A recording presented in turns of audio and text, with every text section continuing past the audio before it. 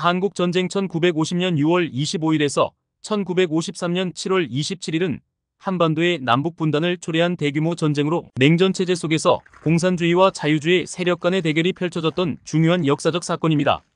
전쟁은 북한의 기습적인 남침으로 시작되었고 미국과 소련, 중국 등 국제세력이 개입하면서 세계의 이목이 집중되었습니다.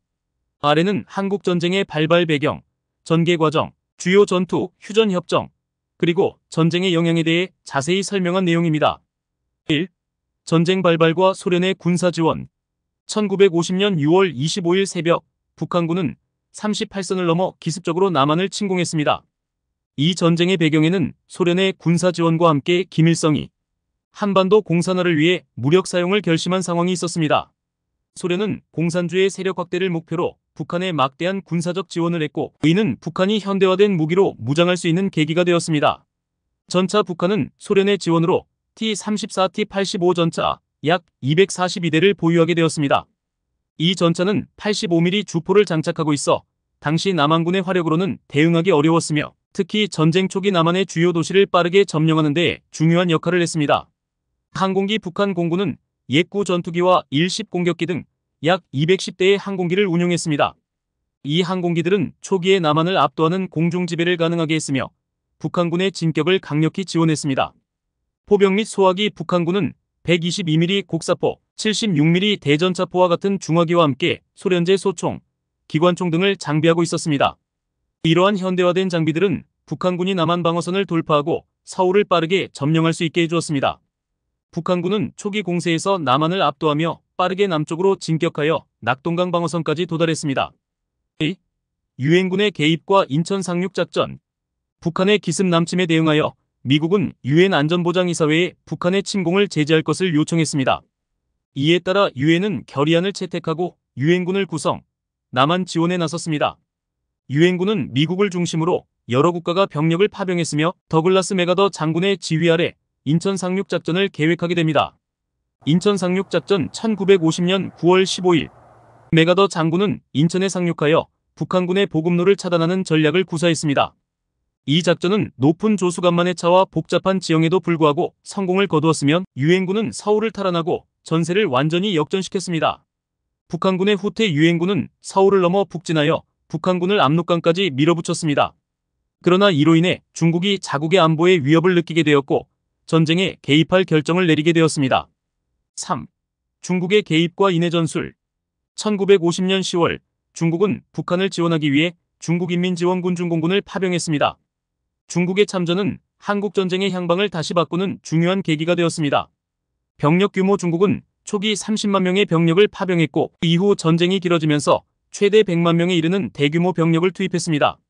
이들은 야간에 기습적으로 공격하거나 산악지형을 활용한 전술로 유엔군을 공격하며 전세를 다시 북한 쪽으로 기울게 했습니다. 장비와 전술 중국군은 소련의 자문을 받았으나 전차나 항공기 지원은 부족했습니다. 대신 인해 전술로 불리는 대규모 병력 중심의 전술을 사용했습니다. 인해 전술은 병력을 물밀듯이 동원해 상대를 압도하는 방식으로 유엔군에 큰 피해를 입혔고 특히 치열한 고지전에서 강력한 위력을 발휘했습니다. 4.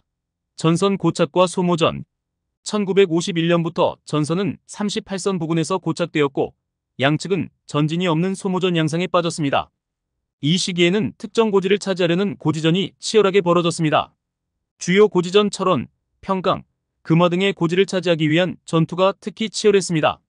백마고지 전투와 적영능선 전투가 대표적이며 이들 전투는 방어선 유지와 전투 전략에서 중요한 역할을 했습니다. 이러한 고지전에서는 수많은 사상자가 발생했고 전투는 승패를 가리기 어려운 소모전 형태로 진행되었습니다. 포로 문제와 휴전 협상 전선이 고착화되자 휴전 협상이 시작되었으나 포로 송환 문제와 군사분계선 설정 문제 등에서 이견이 발생해 협상은 지연되었습니다. 북한과 중국은 포로를 강제 송환하기를 원했으나 유엔군은 포로가 자발적으로 송환 여부를 결정하도록 요구하며 협상이 길어졌습니다.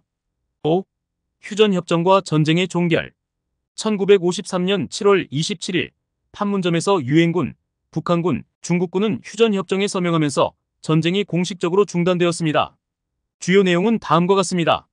군사분계선과 비무장지대 DMZ 군사분계선을 설정하고 양쪽으로 각각 2km의 비무장지대를 두기로 했습니다. 이로 인해 현재까지도 한반도는 군사분계선과 비무장지대에 의해 남북이 분단된 상태입니다. 포로 교환 포로는 자유의사에 따라 송환 여부를 결정하였으며 중립국포로위원회 NSC를 통해 포로 교환이 이루어졌습니다. 이 휴전 협정은 평화조약이 아니었기 때문에 남북한은 법적으로 여전히 전쟁 상태에 있습니다. 한국전쟁의 영향, 인명 및 경제적 피해. 한국전쟁으로 인해 남북한을 합쳐 약 250만 명 이상의 사망자와 부상자가 발생했으며 민간인 피해도 막대했습니다. 전쟁으로 인한 파괴는 남북한의 경제에 큰 타격을 주었고 특히 남한은 이후 몇 년간 어려운 경제 상황에 직면했습니다. 남북분단의 고착화 전쟁 이후 남북한은 서로 다른 정치, 경제 체제를 유지하며 분단이 고착되었습니다. 이로 인해 한반도 문제는 오늘날까지도 국제사회의 중요한 이슈로 남아있습니다. 냉전체제 심화. 한국전쟁은 냉전의 대표적인 대리전쟁이었으며 이후 미국과 소련은 전 세계 여러 지역에서 간접적으로 대립하는 양상을 보였습니다. 또한 미국은 한국을 지원하기 위해 한미 상호방위 조약을 체결하면서 한국의 안보에 대한 책임을 강화하게 됩니다. 한국전쟁은 단순한 남북 간의 전쟁을 넘어 냉전시대 세계 강대국의 대립이 집약된 중요한 사건으로 평가됩니다. 한반도는 이후에도 긴장 상태가 지속되고 있으며 남북 관계는 현재까지도 불안정한 상태로 남아 있습니다.